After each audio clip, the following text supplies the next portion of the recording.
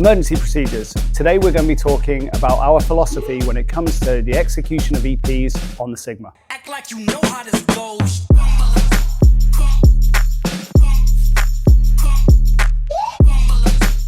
When we talk about emergency procedures, it's absolutely critical that we understand the foundation of the Drogue configurations. It not only tells us the configuration of that Drogue, but it also tells us the configuration of the container. So when we teach this on the Tandem Instructor course, these become the terms or the contract or certainly the agreement that we subscribe to.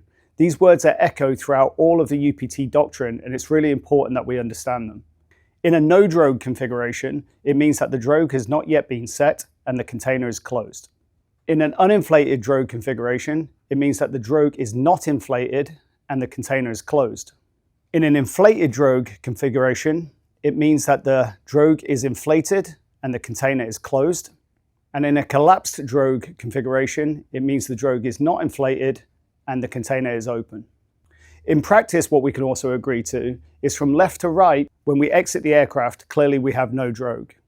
Upon deploying or setting that Drogue, for a temporary period, the Drogue is uninflated until it reaches full bridle extension. Thereafter, the Drogue is inflated, and then upon Drogue release, the Drogue then collapses.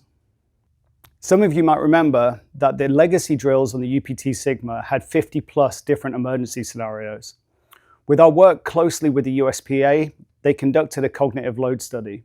In short, what that means to us, that at times of rest, we can process 7 to 8 bits of information consecutively or concurrently. But in times of stretch or panic, that goes down to 4 or 5 bits of information.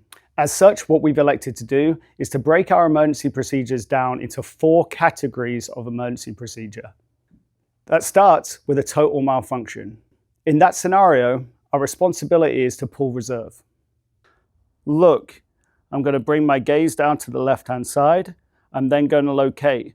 While countering with my right arm, I'm going to locate the reserve handle with my left hand. On the word of command, pull reserve, I'm going to peel upwards on the Velcro, force down the line of the body, return to neutral, check for deployment, check my alti, arch. The next, a partial malfunction, where our responsibility is to cut away, ensure separation, and then pull reserve.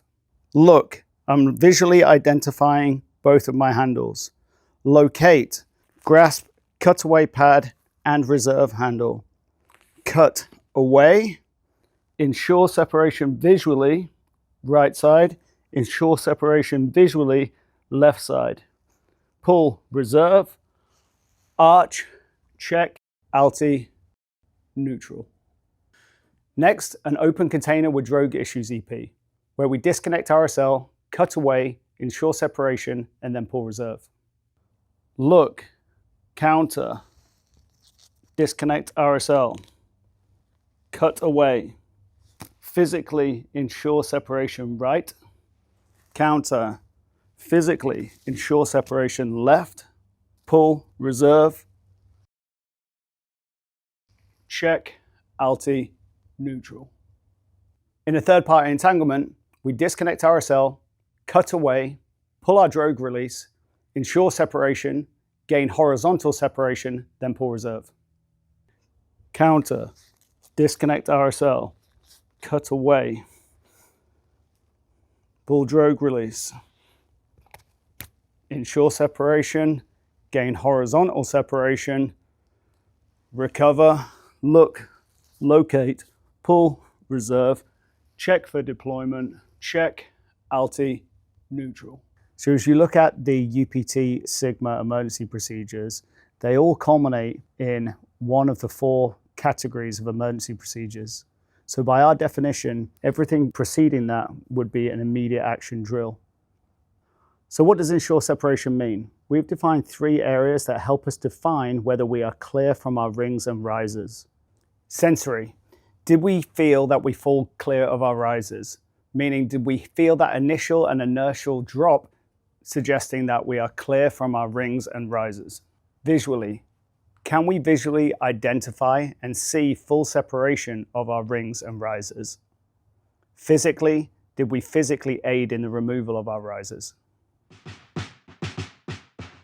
So hopefully after this short presentation, we can now have a full understanding of what it means in order to identify and of course the performance standards as it relates to emergency procedures on the UPT Sigma.